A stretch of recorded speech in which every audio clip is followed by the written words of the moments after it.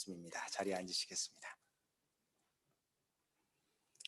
우리가 지난주 부활절을 맞이하여서 믿음의 성도들과 함께 예배를 드리고 교제하는 귀하고 복된 시간들을 가졌습니다.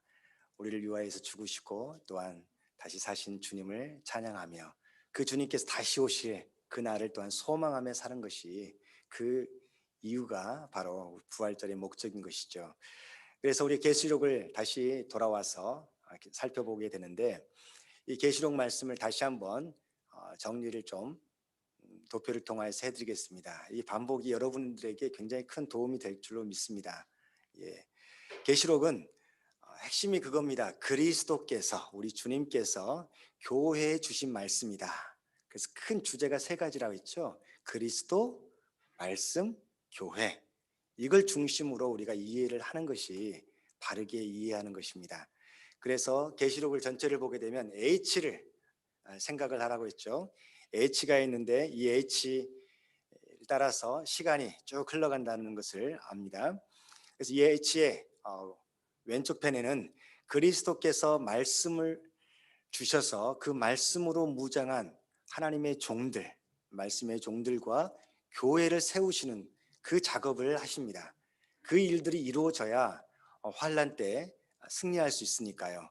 그리고 환난이 생기면 우리가 다니엘서를 통하여서 살펴보았죠. 이게 마지막 이래다. 그래서 이 마지막 이래에는 후에 주님의 재림이 있고 심판과 구원이, 온전한 구원이 이루어질 것인데, 이것을 전체적으로 세 가지로 우리가 살펴볼 수 있습니다. 그러니까 세 부분으로 요한계시록을 살펴볼 수 있는데, 환난을 기점으로 해서 그 전에 그리스도께서 하시는 일이 있다. 지금 우리가 지금 그때 아닙니까? 우리에게 계속해서 말씀을 공급해 주시고 또한 말씀의 종들을 세우시고 우리가 또한 말씀의 종이 되어서 말씀을 먹고 믿음으로 살아가는 것을 지금 훈련시키고 계신다. 그런 교회가 이제 세상의 빛이요 소금이 되는 그런 교회가 되는 것이죠.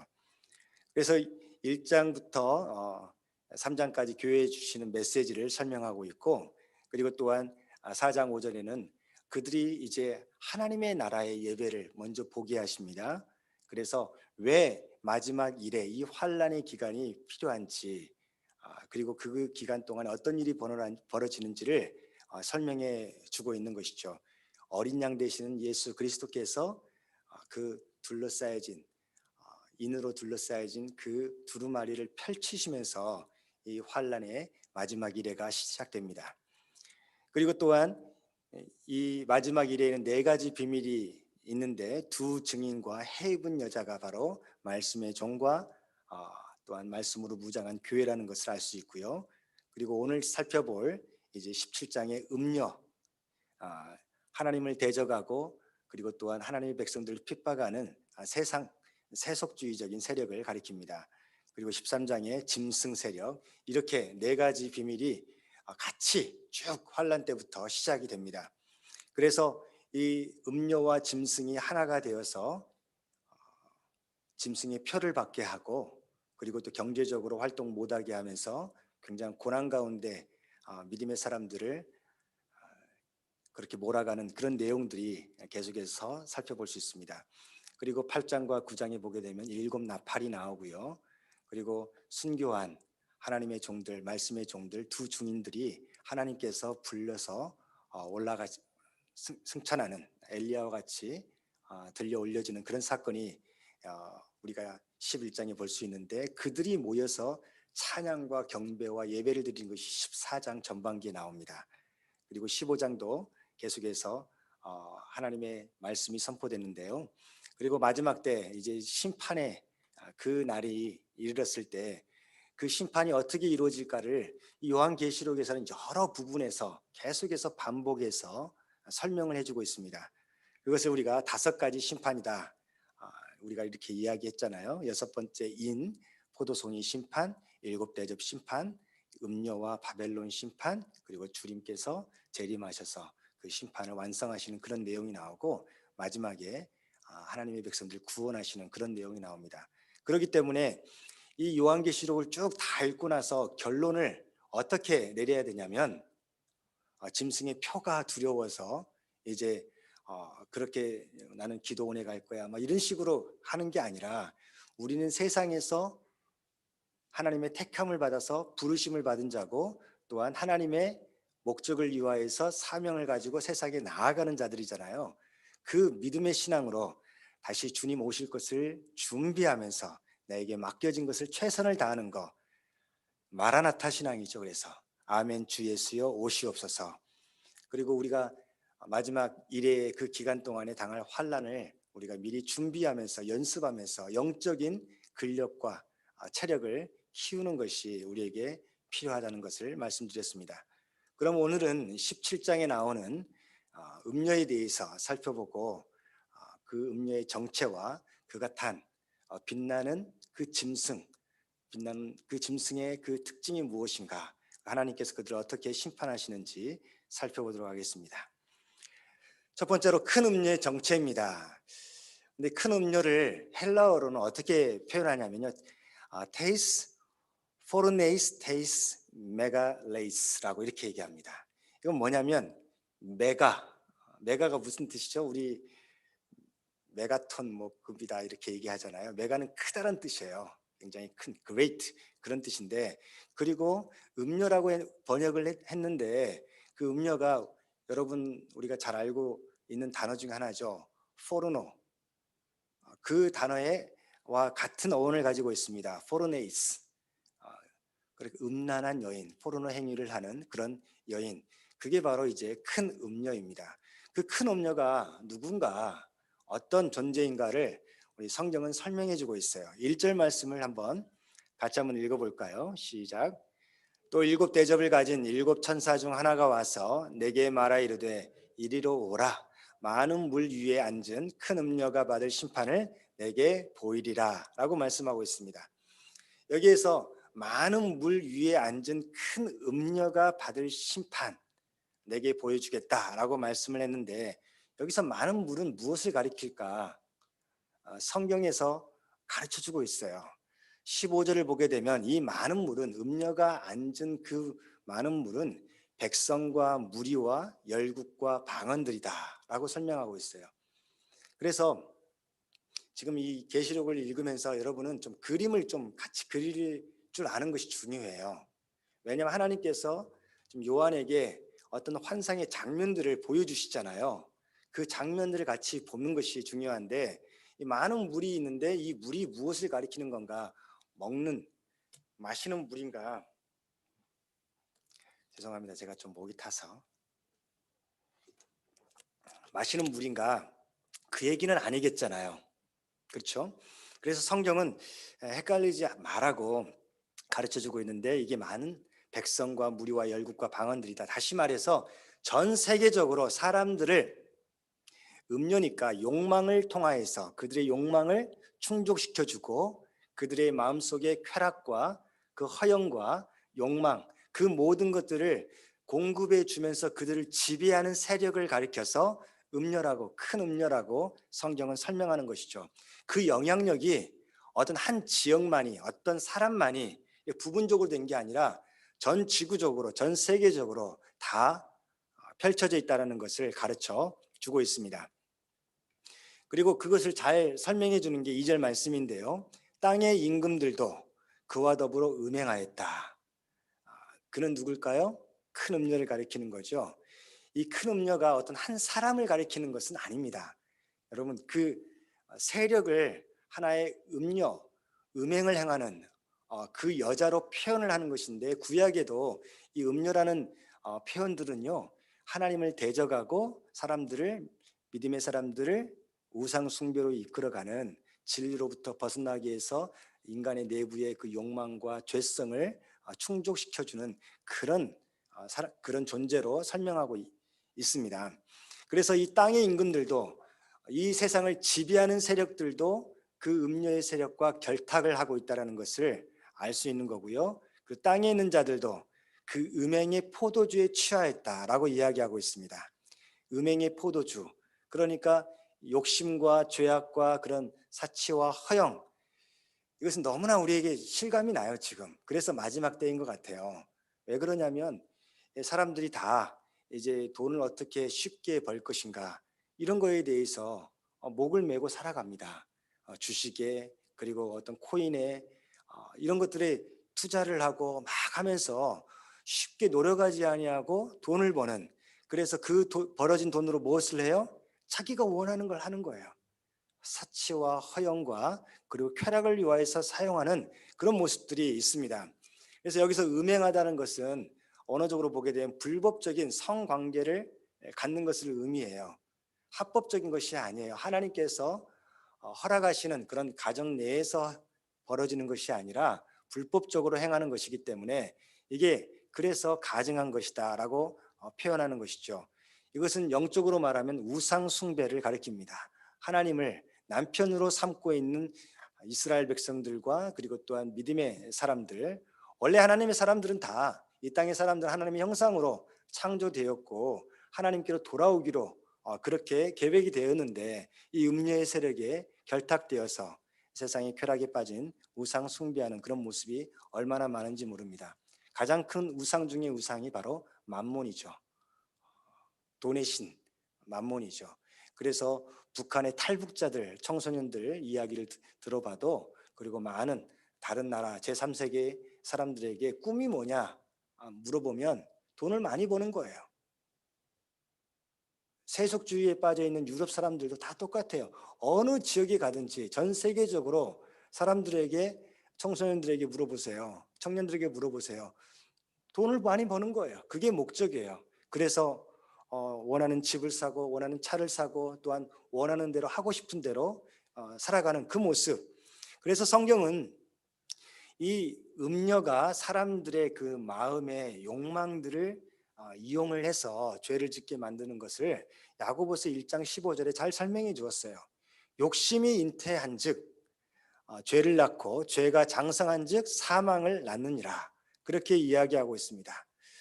그리고 에베소서 5장 18절 말씀을 보게 되면 무슨 말씀이 있어요? 술 취하지 말라라고 말씀하고 있어요. 왜 이런 말씀이 우리에게 와닿을 수 있냐면 2절에 그랬잖아요. 사람들이 그 음행의 포도주에 취했다.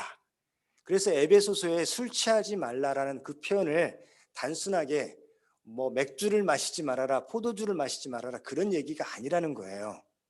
여기에서 말씀은 그런 음료가 세상 사람들을 하나님으로부터 멀어지게 만들고 대적하게 만들고 그리고 나중에 짐승에게 절하게 만드는 우상 숭배하게 하는 그 세상 쾌락의 포도주, 음행의 포도주에 취하지 말라는 것이죠.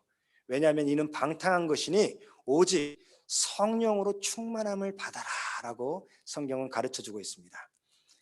그러면서 에베소서 5장 19절 말씀 이하를 보게 되면, 그러면 음행하지 아니하고 음행의 포도주에 취하지 않은 모습에 대해서 설명해 주고 있는데, 시와 찬미와 신령한 노래들로 서로 화답하며 너희의 마음으로 주께 노래하며 찬송하며 범사에 우리 주 예수 그리스도의 이름으로 항상 아버지 하나님께 감사하라.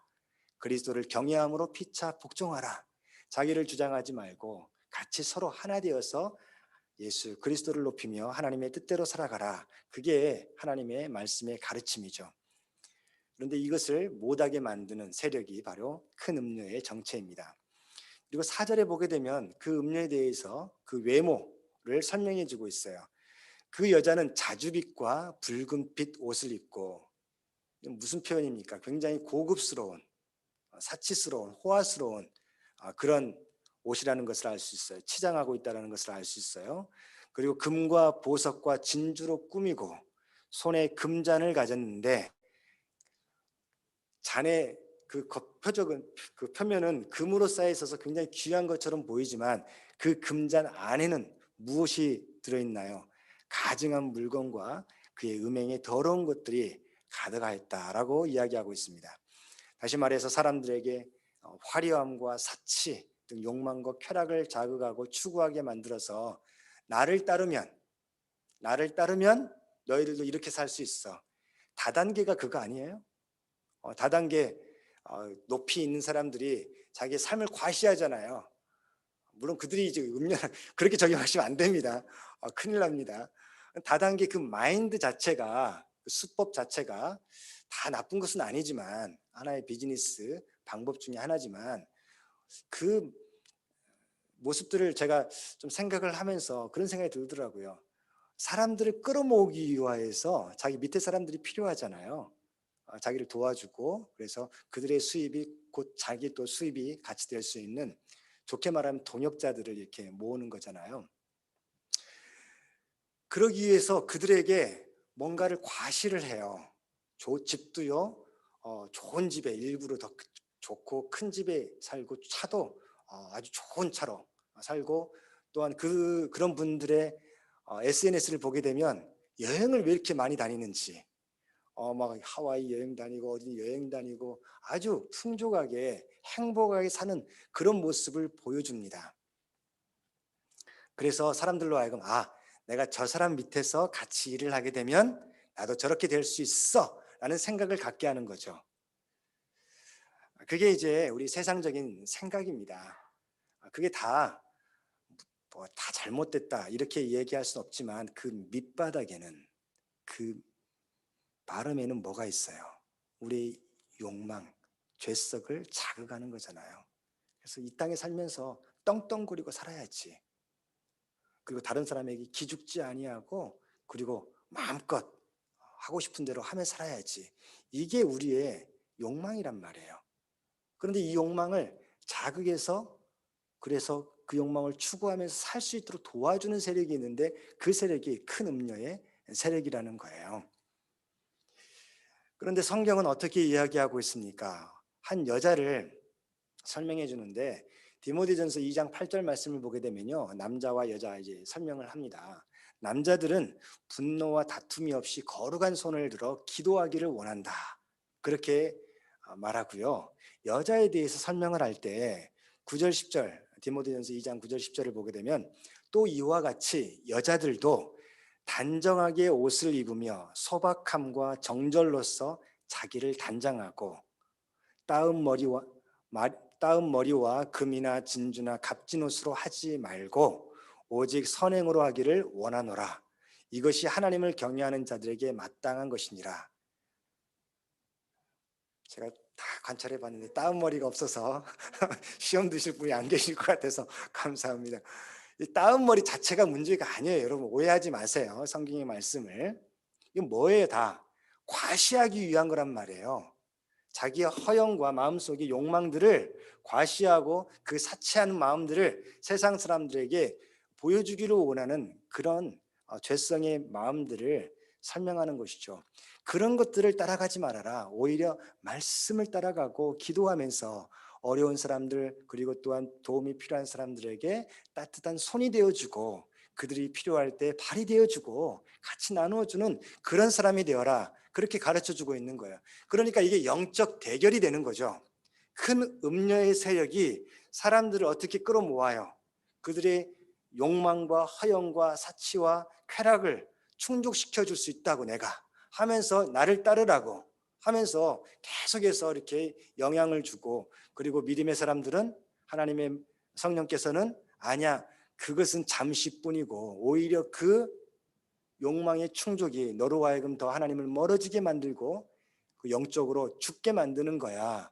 거기에서 자유할 줄 알아야 돼. 금머리, 금목걸이 할 수 있어요. 뭐 다이아 목걸이 왜 못해요? 할 수 있어요. 그러나 그것을 유화해서 악을 행하거나 아니면 해서는 안 될 일들을 하는 거 그건 잘못됐다는 것이죠. 그거 없더라도 나의 자존감은 내가 무엇을 입고 있는지, 무엇을 차고 있는지, 무엇을 타고 있는지, 무엇을 내가 하고 있는지 그런 것에 있는 게 아니라 내가 누구 안에 있는지, 그리스도 안에 있는지 아니면 음녀의 품에서 그의 젖을 빨고 있는지 그것을 비교하라는 것을 가르쳐주고 있습니다. 그리고 5절 말씀을 보게 되면 그의 이마에 이름이 기록되어 있다. 그의 정체를 설명해 줍니다. 비밀이라. 그래서 비밀이라는 건 뭐예요? 잘 모른다는 거죠. 사람들이 잘 모른다는 거예요. 그래서 속는 겁니다. 큰 바벨론이라. 바벨론은 바벨탑 사건을 우리가 생각을 할 수 있고요. 또한 페르시아 제국도 페르시아 전에 있었던 바벨론 제국을 생각할 수 있는 것이죠. 그러나 이 성경에서 바벨론은요, 특별히 요한계시록에서 바벨론은 그 음녀의 세력과 결탁한 그런 제국적인 그 세력들을 총칭하는 겁니다. 그래서 음녀는 바벨론이다, 이렇게 큰 성이다, 그렇게 소개하기도 합니다. 그래서 땅의 음녀들과 가증한 것들의 어미다. 이 큰 음녀는요, 자식들이 있다고 지금 설명을 해주고 있는 거 다 비유적인 표현입니다. 아주 근데 쏙 와닿잖아요. 그 자녀들이 있는데 이 땅의 음녀들이다. 그래서 이 세력이 교회에도 들어오고요, 그리고 또한 가정에도 들어오고, 사회에도 들어오고, 문화계에도, 교육계에도, 정치계에도, 법조계에도 계속 다 들어갑니다. 스포츠계에도 들어가서 거기에서 사람들의 허영과 욕망과 쾌락을 부추기면서 진리를 떠나게 만드는 세력이죠. 그래서 이 음녀라는, 큰 음녀라는 것은 사람들의 욕망을 충족시켜 범죄케 하여 하나님을 떠나게 하고 하나님을 대적하는 그런 세력들의 모처라는 것을 우리가 알 수 있어요. 그리고 또한 그 음녀가 어떤 특징이 있는가, 정확히 6절에 설명을 하고 있는데, 또 내가 보면 이 여자가, 음녀를 가리킵니다, 성도들의 피와 예수의 증인들의 피에 취한지라. 포도주 잔을 들고 있잖아요. 근데 그 포도주가 어떤 내용입니까? 바로 성도들의 피와 예수 그리스도의 피가 담긴, 그러니까 무슨 말이에요? 교회를 핍박한다는 거죠. 믿음으로 사는 자들이 살아갈 수 없도록 만드는 세력이다. 다시 말해서 그리스도인을 핍박하고 죽이는 세력이다라는 것을 알 수가 있습니다. 그런데 이 음녀의 세력이 요한계시록 2장에도 나옵니다. 2장과 3장은 아직 마지막 환난 기기, 그러니까 마지막 일의 전 교회에 대해 주시는 권면의 말씀이잖아요. 계시록 2장을 보게 되면 두아디라 교회가 나와요. 두아디라 교회 보게 되면, 우리가 살펴보았죠. 20절에 보게 되면 너에게 책망할 일이 있다 라고 이야기합니다. 자칭 선지자라는 여자 이세벨을 내가 용납합니다. 이게 교회에 들어온 음녀입니다. 그가 내 종들을 가르쳐 꿰어. 어떻게 해요? 종들을, 영어 성경에서 보시면 my bond servants라고 표현하고 있어요. 그러니까 그냥 종이 아니라 자기가 원해서, 예수 그리스도의 종이 되기를 원해서, 쓰임 받기를 원해서 하나님의 일을 감당하는 사람들을 어떻게 해요? 가르치는 거예요. 그리고 잘못된 길로 인도하는 거예요. 어떻게, 결과가 어떻게 나옵니까? 행음하게 하는 것이죠. 우상의 제물을 먹게 하는 것이죠. 여기서 행음이 세상적인 간음만을 의미하는 것이 아니라 영적인 진리를 진리대로 온전히 붙잡지 아니하고 다른 진리, 거짓 진리와 함께 선포하게 하고, 그리고 세상의 사람들에게 그렇게 가르치는 그런 모습을 이야기하는 겁니다. 이것을 다른 교회에서는 니골라당이라고도 표현을 해요. 이런 이세벨의 그런 괸, 이게 바로 음녀의 세력입니다. 이것을 우리가 조금 더 이해하기 쉽게 적용을 하자면요, 하나님의 말씀을 진리의 말씀대로 붙잡지 아니하고, 그래서 모든 것들이 다 뉴 에이지 무브먼트, 포스트 모더니즘, 이런 식으로 해서 다 인간 중심주의적인, 그래서 다 사람들이 하나가 되기를 원하는, 그래서 종교다원주의, 이런 것들이 다 이 이세벨의 세력을 설명하는 그런 내용들이죠. 그래서 교회 내에서도 말씀을 증거하는 하나님의 종들이 하나님의 뜻과 하나님의 식만을 얘기하는 것이 아니라 잘못된 그런 진리들을, 거짓된 진리들을, 세상의 그런 내용들을 타협하면서 가르치는, 그래서 많은 사람들이 이제 WCC 같은 경우 세계 교회 협의체, 이런 것들이 다 이세벨의 영, 다시 말해서 큰 음녀의 영향력 아래에 있는 세력들이다, 그렇게 이해하고 적용할 수도 있습니다. 중요한 것은 뭐냐면요, 큰 음녀가 마지막 일회 때 활동을 왕성하게 할 것이지만, 지금도 그 땅의 음녀들에게 영향을 줘서 사람들로 하여금 하나님의 뜻에서 벗어나게 한다. 그러면 나는, 중요한 건 그거예요. 마지막 때, 그리고 또 하나님의 말씀이 교회에 주신 말씀인데 그렇게 교회에만 적용을 해버리면 안 돼요. 나에게 이 이세벨의 영과 음녀의 영향력이 얼마만큼 내가 받고 있는지를 살펴볼 줄 알아야죠. 사람들이 다 목표가 있습니다. 삶의 비전이 있어요. 그런데 그 비전을 말씀을 기준으로 해서 다시 한번 재해석하고 평가할 필요가 있어요. 모든 꿈이 다 하나님이 주신 꿈이 아닙니다. 모든 비전이 하나님이 주신 비전이 아닙니다. 이게 하나님을 기쁘시게 하고 하나님께 쓰임받는 그런 일인가, 아니면 내 욕망을 자극해서 다른 사람들과 비교해서 내가 뭔가 somebody가 되는 그것을 추구하는 것은 아닌가 돌아볼 줄 알아야 돼요. 그래서 성령께서 두아디라 교회를 딱 지적해서 이렇게 이야기해 주시는데 꼭 두아디라 교회 성도들만 이런 일이 있을까요? 아니에요. 제 안에도 이런 이세벨의 가르침 그리고 음녀의 영향력이 언제든지 들어왔다 나갔다 들어왔다 나갔다 하는 거예요. 그럴 때마다 어떻게 해야 돼요? Say no 할 줄 알아야 되는 거죠. 나는 하나님의 말씀만 따르련다. 그런 각오가 필요한 것입니다. 그리고 21절에 보게 되면 또 내가 그에게 회개할 기회를 주었을 때 그 음녀의 영향력 받은 사람들에게 회개할 기회를 주었음에도 불구하고 자기의 음행을 회개하지 않는 그런 모습들, 그들의 최후가 어떻게 됩니까? 내가 그들을 침상에 던질 터이요 심판을 가리키는 겁니다. 또 그와 더불어 간음하는 자들도 만일 그의 행위를 회개하지 아니하면 그 죄를 뉘우치고 그리고 또 하나님께로 돌아가지 아니하면 큰 환난 가운데 던져질 것이다. 고난 가운데 처하게 될 것이다. 그렇게 말씀합니다. 그리고 또 내가 사망으로 그들의 자녀들을 죽이리니 자기뿐만 아니라 그 가족이 함께 아간이 범죄했을 때 그 가족이 같이 땅속으로 묻혔던 것처럼, 그리고 예수 그리스도를 내가 믿을 때 너와 내 집이 구원을 얻는 것처럼 그렇게 같이 영향력을 받게 되는 사람들도 함께 멸망하게 된다라고 가르쳐 주는 거죠. 그래서 영적 부모가 누구냐가 참 중요합니다. 영적 부모가 잘못된 그런 내용들을 영적 자녀들에게 가르치고, 영적인 부모가 목사가 될 수도 있고요, 장로들이 될 수도 있고 부모님이 될 수도 있는 거고요. 잘못된 길을 계속해서 이야기해주고 타협하게 만들면 같이 멸망하게 되는 것을 우리에게 가르쳐 줍니다. 굉장히 무서운 경고의 말씀으로 맺습니다. 내가 너희 각 사람의 행위대로 갚아주리라. 하나님께서는 우리의 마음 중심을 보시고 삶의 모티브도 중요하게 생각하시는, 우리의 삶의 모습을 다 알고 계시기 때문에 진심으로 진실하게 하나님을 따르고 섬기는 것이 참으로 중요합니다. 그것을 우리가 이해하는 것이 필요합니다. 그래서 우리가 음녀의 그런 유혹과 꿰매에 넘어가지 않아야 된다는 것을 우리에게 가르쳐 줍니다. 그래서 여러분, 교회가 다 교회가 아니고요, 말씀이 다 말씀이 아닙니다. 우리가 잘 분별할 줄 알고 바른 말씀을 따라서 살아가는 것이 얼마나 중요한지 몰라요.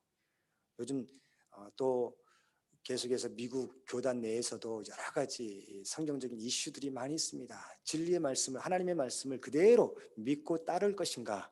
근데 요즘은 어떻게 돼요? 그런 사람들의 무리가 소수가 되는 그런 상황이 되고 있어요.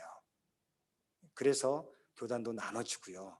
자기가 원하는 대로 왜 동성애 하는 내가 왜 목사가 못 돼? 왜 주교가 못 돼? 왜 내가 교회에서 섬기는 자가 못 돼? 왜 장로가 못 되는 거야? 이런 하나님 앞에 회개할 것을 회개하지 아니하고 회개하지 아니하는 그런 모습 그대로 뭔가 교회에서 쓰임 받고자 원한다. 그게 다 어떤 동기일까요? 썸바디가 되고 싶은 거예요. 교회 내에서도 뭔가 영향력을 사람들에게 끼치고 싶은 거예요. 그 동기를 주님께서 왜 모르시겠어요?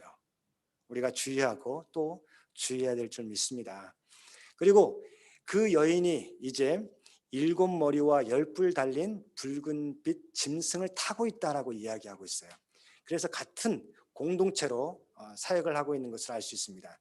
3절 말씀을 보게 되면 성령께서 이제 요한을 데리고 광야로 가십니다. 거기에서 한 이제 여자가 보이는데 붉은빛 짐승을 탔다라고 설명하고 있어요. 이 음료에 대해서는 우리가 좀 살펴보았습니다. 그런데 그 짐승을 보니까 그 짐승의 몸에 이름들이 가득한데, 뭐 글자들이 가득한데 다 뭐예요? 하나님을 못 오가는 이름들이 가득하다. 그리고 그 짐승을 보니까 7 머리가 있고 10뿔이 있다라고 설명을 하고 있습니다. 여러분 13장을 한번 마크해 놓으시고 13장을 가보세요. 13장을 보게 되면 내가 보니 바다에서 한 짐승이 나오는데, 한 짐승을 설명하고 있죠. 뿔이 몇 개예요? 10이요. 머리가 몇 개예요? 7이다. 그러니까 이 음녀가 타고 있는 짐승과 13장 1절에 나오는 짐승과 같아요, 틀려요? 같은 거예요. 지금 계속해서 풀어서 설명해 주시는 거예요, 지금. 그것을 알 수 있습니다.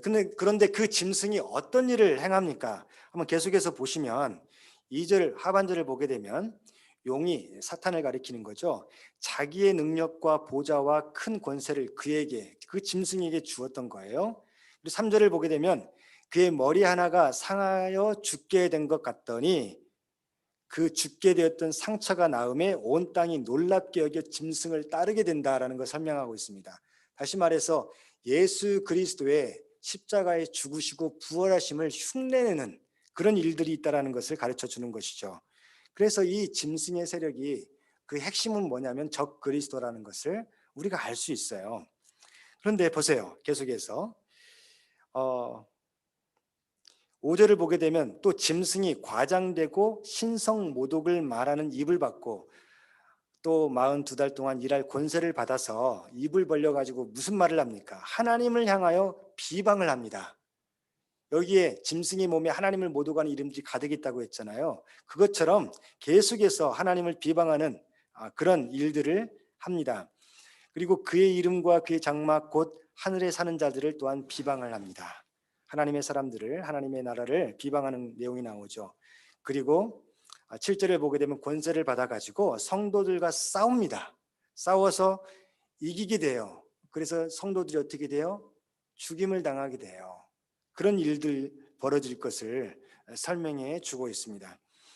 이 내용들을 보면 이 붉은빛 짐승을 탄 음녀가 이제 그 짐승의 힘을 빌어서 짐승이 원하는 대로 행하는구나 생각을 해보세요. 이 음녀가 주도권을 갖고 있을까요? 이 짐승이 주도권을 갖고 있을까요? 보통은 말을 탄 사람이 주도권을 갖게 되어 있어요. 그러나 이 짐승은 굉장히 교묘하고 그리고 또한 정말 뱀처럼 그렇게 사람들을 속이는 그런 능력이 강합니다. 그래서 사탄은 거짓의 아비라고 했잖아요. 그래서 세상의 음녀의 그 세력을 자기의 머리에 자기를 타게 만들고 자기가 원하는 곳으로, 짐승이 원하는 곳으로 음녀가 활동을 하게 만들어요. 그래서 이 짐승이 주도권을 갖고 있다. 그 이해가 나중에 또 설명이 되어집니다. 그것을 알 수 있어요. 그래서 그 짐승은 이 음녀의 그 세력들과 결탁을 해가지고 사람들을 유혹하고 넘어지게 만든다라는 것을 알 수 있습니다. 그리고 8절 말씀을 보시면 그 짐승에 대해서 좀 더 설명해 주는 내용이 나오는데요. 내가 본 짐승은 전에 있다가 지금은 없으나 장차 무저갱으로부터 올라와, 이 무저갱이 어딘 가리키는 거예요? 13장을 보게 되면 바다로 설명되어 있죠. 그래서 전에 있다가 지금은 없다라는 것은 무엇을 설명하냐면 이제 예수 그리스도께서 그 뱀의 머리를 치신 사건, 십자가 사건이죠. 십자가 부활 사건. 그래서 교회가 세워지고 교회가 믿음으로 살아가는, 그래서 이제 그 짐승이 보이지 않는 것 같지만 그러나 나중에는 장차 무저갱으로부터 13장의 표현은 바다로부터 올라와서 이제 멸망으로 들어갈 자다. 이 멸망으로 들어간다는 것은 19장에 보게 되면 한번 보세요. 지난 시간에도 우리가 살펴보았는데 19장을 보시면 19절부터 또 내가 보면 그 짐승과 땅의 임금들과 그 짐승이 나와요. 땅의 임금들 나와요. 그들의 군대들이 모여 그 말 탄 자와 그의 군대와 더불어 전쟁을 일으키다가 그 말 탄 자는 바로 예수 그리스도를 가리키는 거고 그의 군대는 하나님의 군대를 가리키는 겁니다. 전쟁을 해요. 우리가 지난 시간에 이 전쟁이 바로 아마겟돈 전쟁이다. 이것은 어떤 전쟁이다?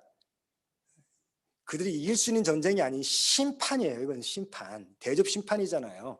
심판이에요. 그래서 그 전쟁은 그들의 입장에서는, 짐승의 입장에서는 너무나 허무하게 끝납니다.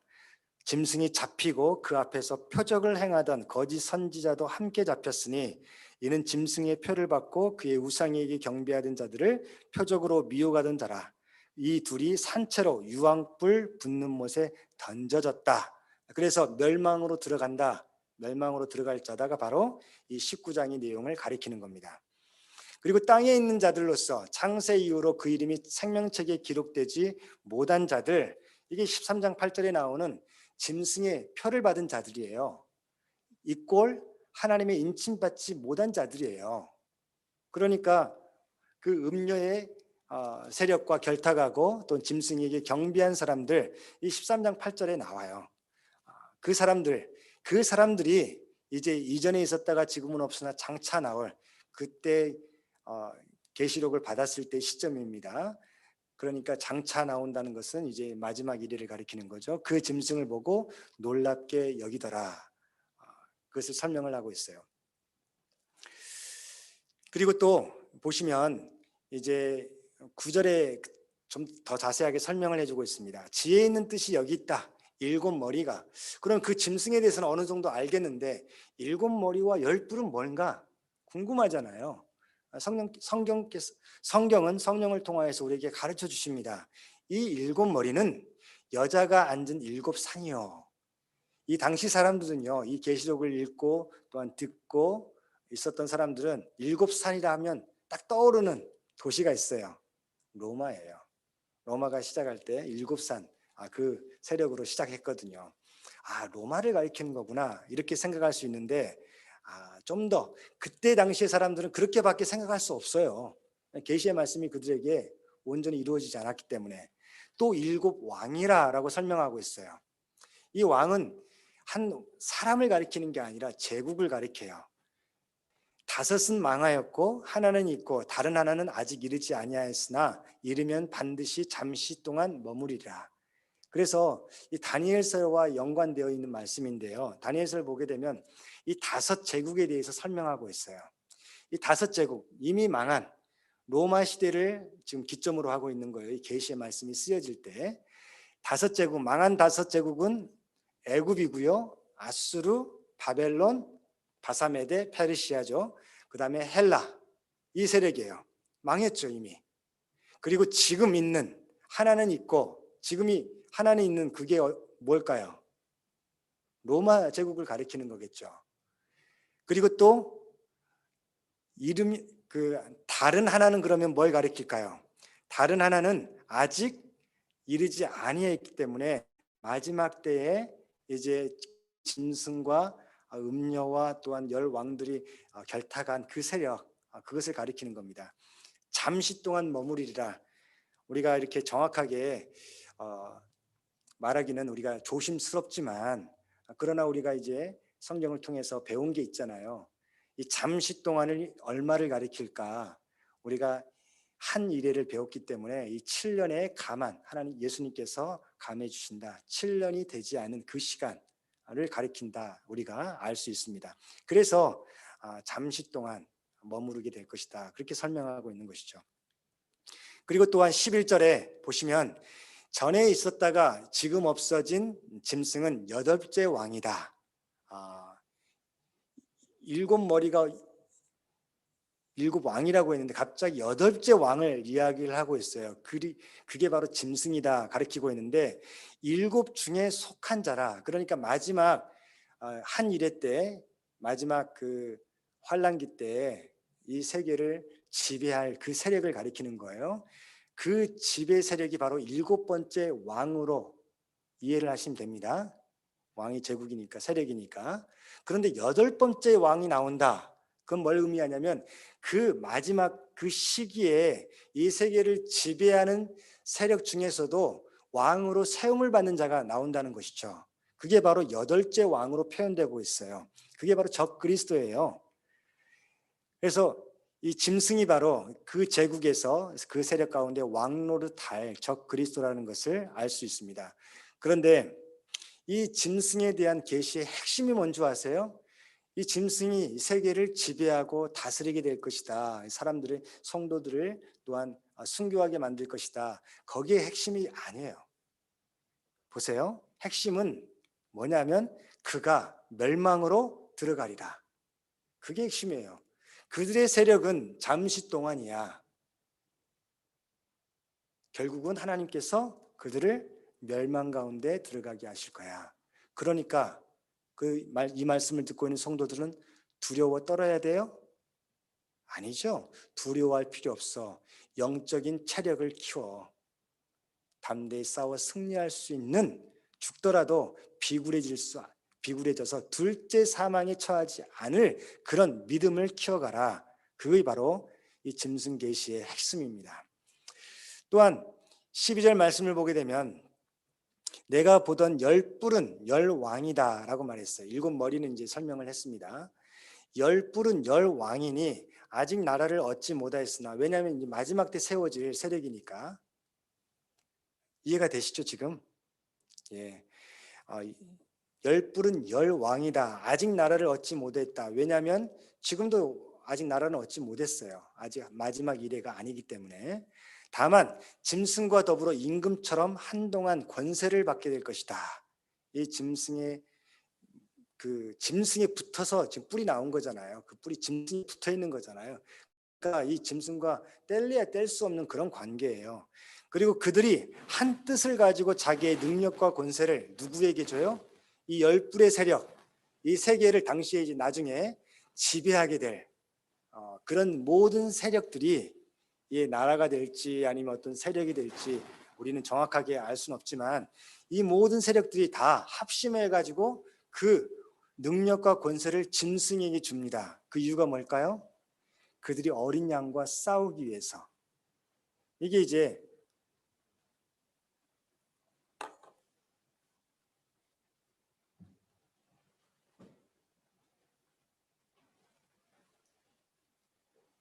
이게 아마겟돈 전쟁을 가리키는 것이죠.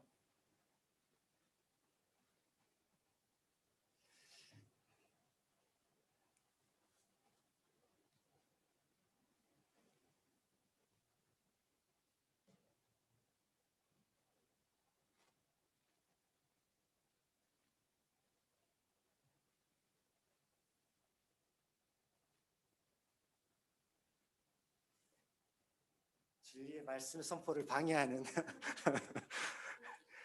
어,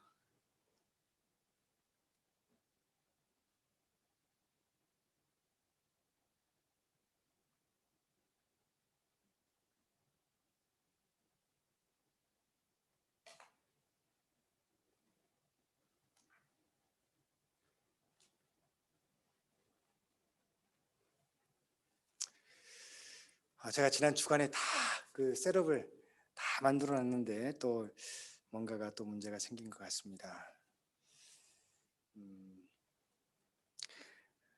그러면 우리 성경을 그냥 제가 성경을 통해서만 설명을 하도록 하겠습니다.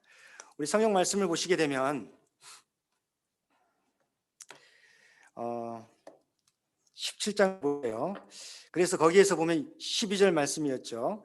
내가 뿔은 열 왕이니 아직 나라를 얻지 못하였으나 다만 짐승과 더불어 임금처럼 한동안 권세를 받게 될 것이다. 그리고 그들이 한 뜻을 가지고 자기의 능력과 권세를 짐승에게 줄 것이다. 그래서 14절 보세요. 주게 되는데 마지막 전쟁을 하게 되는데, 그래서 19장 그 내용이 설명을 하고 있어요. 19장을 가서 보시면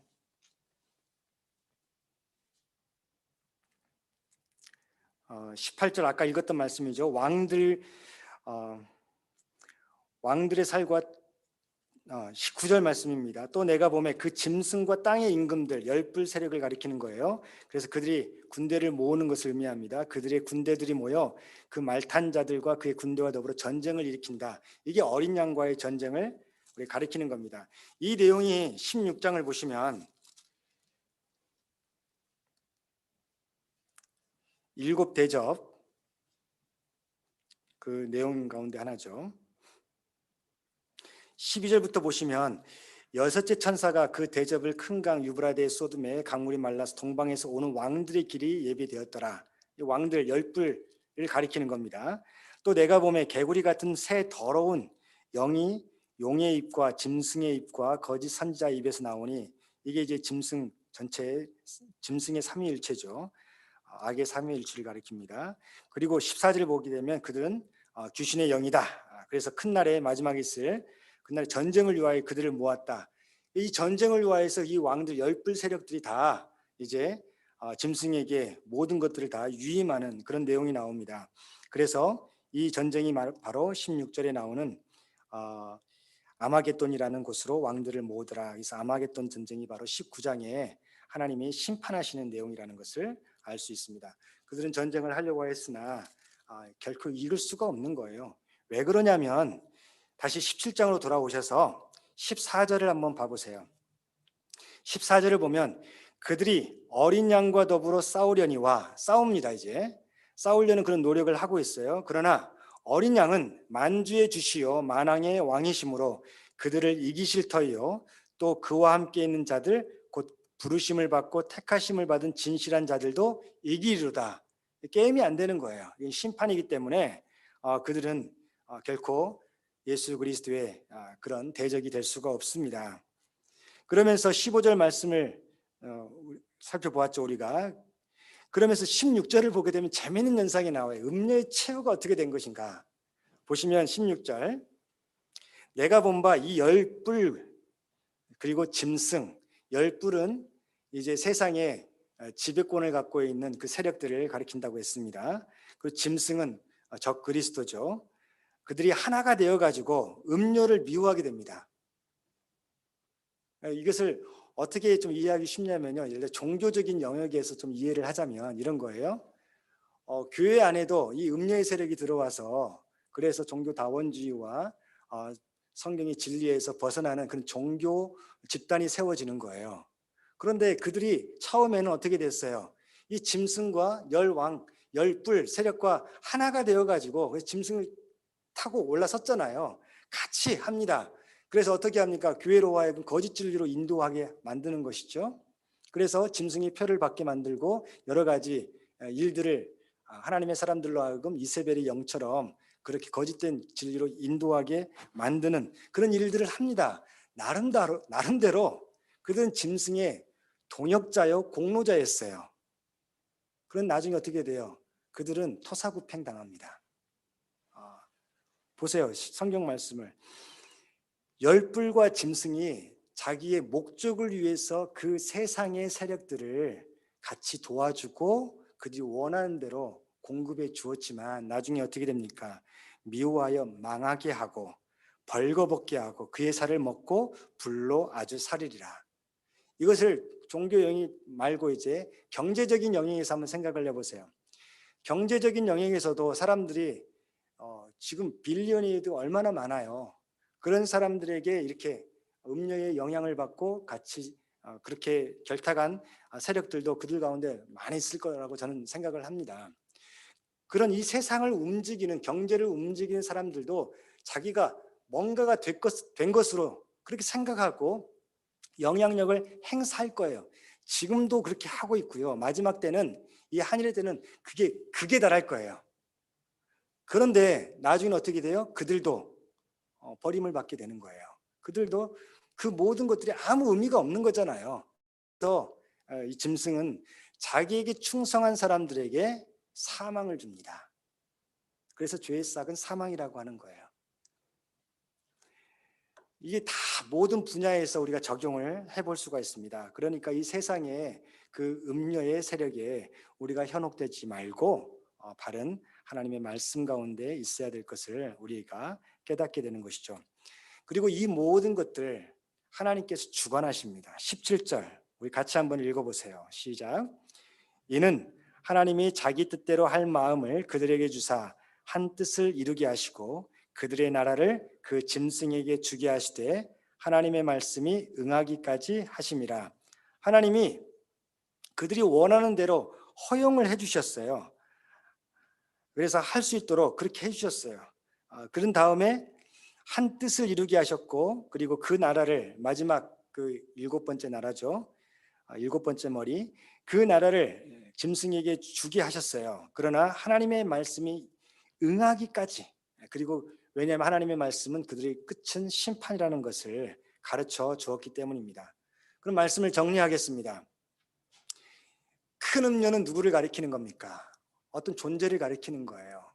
다 세상의 욕망과 자기의 쾌락, 욕심을 쫓아서 살아가려는 그 사람들에게 영향을 주고 그들에게 죄를 짓게 만드는 그 세력들, 그게 바로 음녀의 세력이라는 것을 우리가 알 수 있습니다. 그게 나중에 이 짐승과 함께합니다. 그래서 마지막 이르 때는 그들의 영향력이 굉장히 세집니다. 그래서 이제 그 짐승의 표를 받지 않은 자는, 짐승이 경배하지 않은 자는 경제 생활을 하지 못하도록 그렇게 만들어 버리는 거예요. 그리고 그 짐승은 나중에 어떻게 합니까? 그 짐승은 하나님의 교회의 예배를 금지하게 될 거예요. 지난번에 말씀을 드렸잖아요. 예배를 금지하게 만들고 여러 가지 일들을 하게 될 것입니다. 그러면서 그 음료의 세력과 결탁해서 그들이 무엇을 가슴에 품고 그리고 또한 그 잔에 금잔에 채웁니까? 바로 성도들의 피, 그들을 하나님의 사람들을 죽이고 그리고 하나님을 대적하고 큰 성 바벨론으로 우리가 하나님을 이겼다 그런 생각을 갖게 만드는 거예요. 그것을 도우는 세력이 바로 그 짐승, 열불, 그러니까 일곱 머리 짐승을 가리키는 건데, 이 짐승의 정체는 뭡니까? 바로 적그리스도라는 것을 알 수 있고요. 그게 바로 나중에 열왕 열불과 결탁을 해가지고 하나님과 어린 양 예수 그리스도와 전쟁을 일으키려고 하지만 전쟁은커녕 그들은 심판을 받게 된다. 그리고 그 과정에서 이제 음녀의 세력들, 그리고 음녀와 결탁에서 세상의 이익과 세상의 부유함을 추구했던 그 모든 사람들도 같이 심판을 받게 될 것이다. 그것을 우리에게 가르쳐 주었습니다. 그러면 우리가 어떻게 적용할 수 있을까? 우리 14장을 한번 가보시기 바랍니다. 14장 4절을 보게 되면 14만 4천에 대해서 설명을 하고 있는데, 이 사람들은 여자와 더불어, 그럼 이 여자가 누구를 가리키는지 이제 우리는 분명히 이해할 수 있죠. 음녀를 가리키는 거죠. 음녀와 더불어 더럽히지 아니하고 순결한 자라, 타협하지 아니한 거예요. 세상 욕망을 따라가지 아니하고 하나님의 말씀을 따라간 사람이에요. 그래서 어린 양이 어디로 인도하든지 따라가는 자며 사람 가운데서 속량함을 받아 처음 익은 열매로 하나님과 어린 양에게 속한 자들이다라고 가르쳐주고 있습니다. 그런 중요한 것은 그거예요. 어린 양 대신 예수 그리스도께서 인도하신 대로 살아가는 그 사람들, 우리 모두 그런 사람들 다 되시기를 주님의 이름으로 축원합니다. 그래서 우리의 입에 거짓이 없고 거짓 진리가 없고 흠이 없는 하나님께서 보실 때 너희들 죄들은 다 용서받았어, 이제 나와 함께 같이 살자, 그런 은혜와 복을 받는 우리 모두가 되기를 주님의 이름으로 축원합니다. 우리 같이 기도하시겠습니다. 하나님 아버지 감사합니다. 주님께서 우리를 사랑하여 주시고 인도해 주시니 감사합니다. 하나님, 이 시간에 음료의 정체와 짐승의 정체, 또한 그들이 받을 심판에 대해서 배웠고 우리가 어떻게 해야 될지 깨닫게 되었습니다.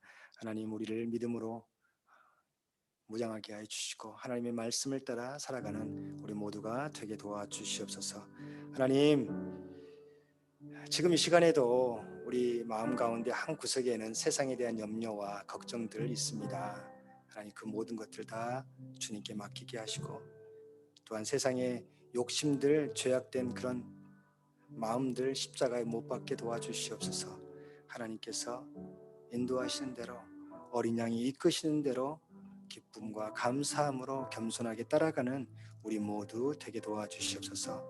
하나님께서 우리를 먼저 부르시고 또한 믿음을 갖게 하시고 준비되게 하셔서 세상에 아버지 할 일을 주시니 감사합니다. 이제 세상에 보냄받은 자들로서 살아갈 수 있도록 도와주시고 진리의 말씀을 모르는 자들, 음녀의 세력에 같이 그 음행의 포도주잔에 취해가는 사람들에게 다시 돌아오라 회개하라 외치며 하나님께로 돌아오게 하는 사명을 감당하는 우리 모두 되게 도와주시옵소서. 감사하며 우리 구주 예수 그리스도의 이름으로 기도합나이다. 아멘.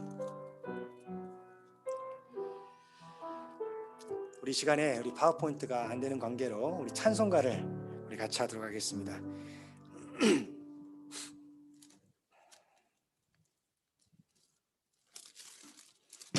우리 찬송가 370장 우리 1절 4절 우리 찬양하겠습니다.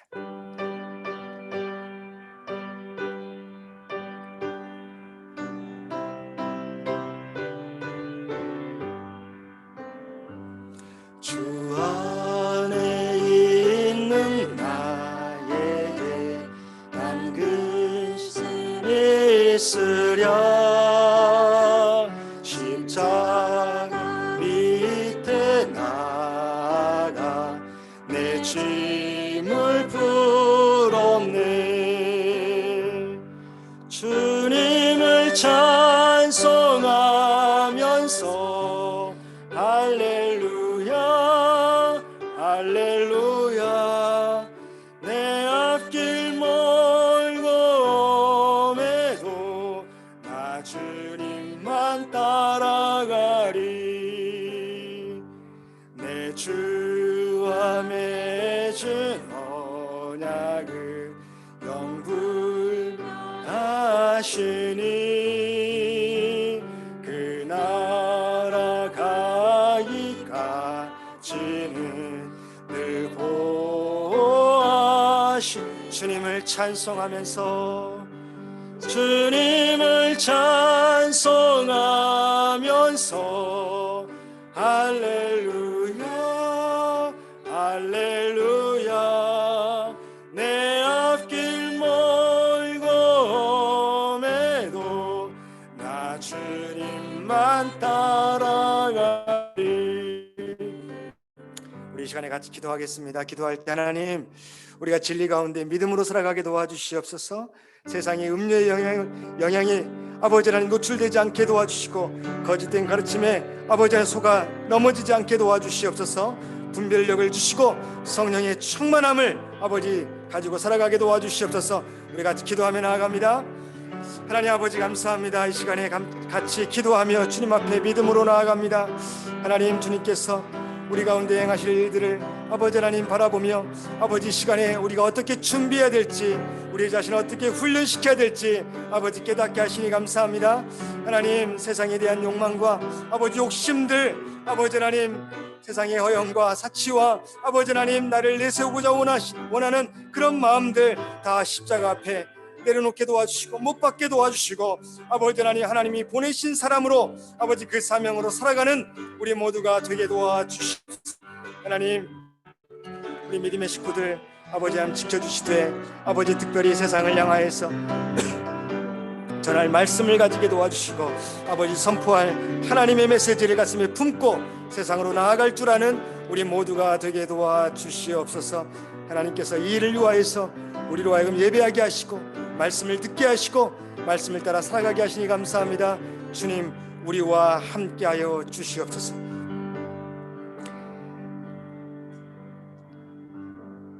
사랑의 하나님 아버지 감사합니다. 우리의 간절한 기도와 하나님의 뜻이 우리의 삶을 통하여서 아름답게 이루어지게 도와주시옵소서. 감사하며 우리 구주 예수 그리스도의 이름으로 기도드리옵나이다. 아멘. 우리 다 같이 일어나셔서 우리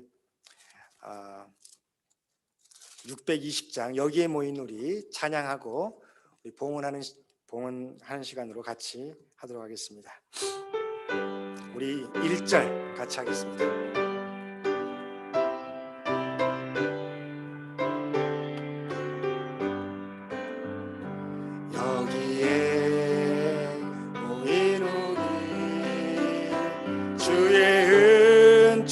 받은 자 주께서 이 자리에 주께서 이 자리 함께 계심을 아노라 함께 계심을 언제나 주님만을 찬양하며 따라가리니 주님만을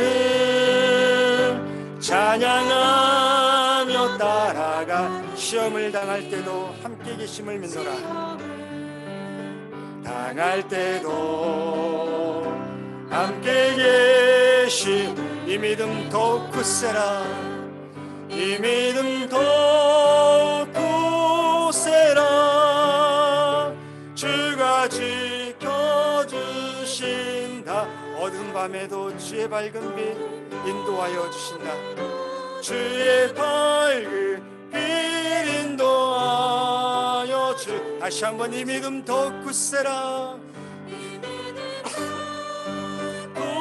굳세라 주가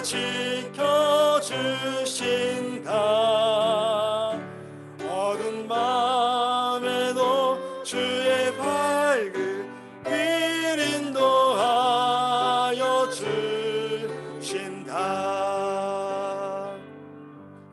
하나님 감사합니다 하나님 연약하고 부족한 저희들 아직도 음녀의 영향력 가운데서 아버지 이곳저곳을 기웃거리는 우리의 모습을 주님께서 아시는데 불쌍히 여기셔서 믿음의 자리로 예배의 자리로 불러주신 하나님 감사합니다.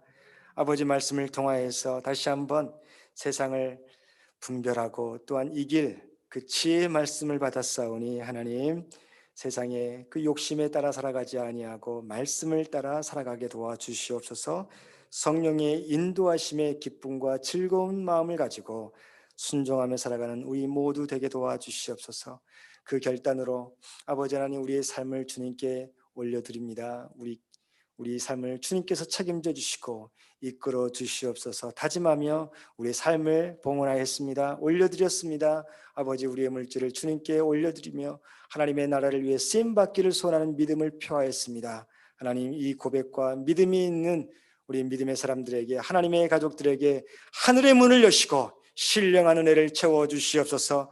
세상 사람들이 아버지 세상의 음료가 공급할 수 없는 참된 자유와 아버지 평강과 은혜와 기쁨을 허락하여 주시되 또한 이 세상을 살아가면서 우리에게 거룩한 영향력을 발휘할 수 있도록 필요한 것도 공급하시는 그 은혜를 아버지 하나님 맛보며 누리며 아버지 하나님 하나님의 나라를 위해서 같이 쓰임받는 우리 모두 되게 도와주시옵소서. 특별히 우리 믿음의 자녀들을 위하여서 기도합니다.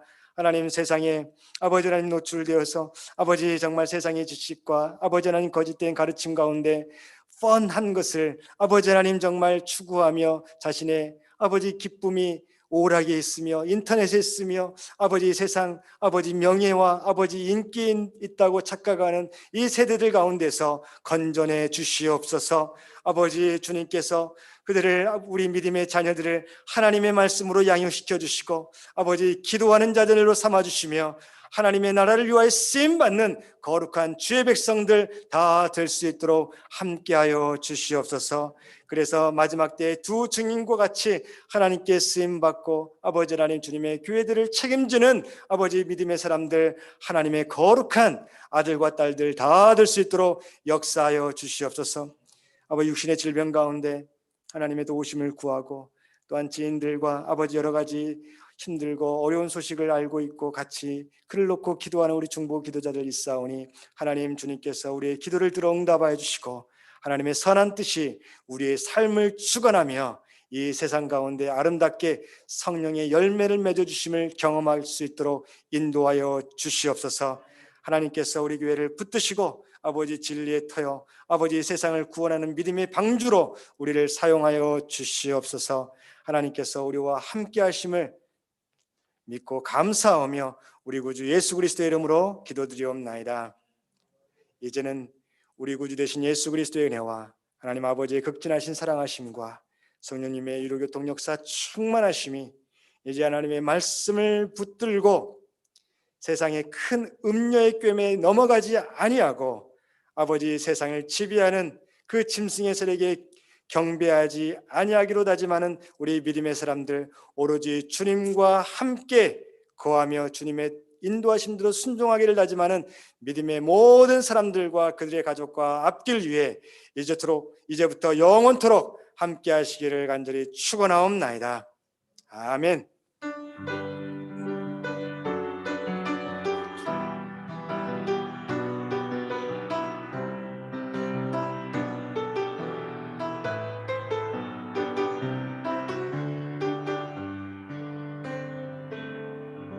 아멘. 주님의 이름으로 축복합니다. 우리 좋은 한 주간 되시고 또한 말씀으로 무장하는 우리 귀하고 복된 믿음의 사람들 되시길 바랍니다.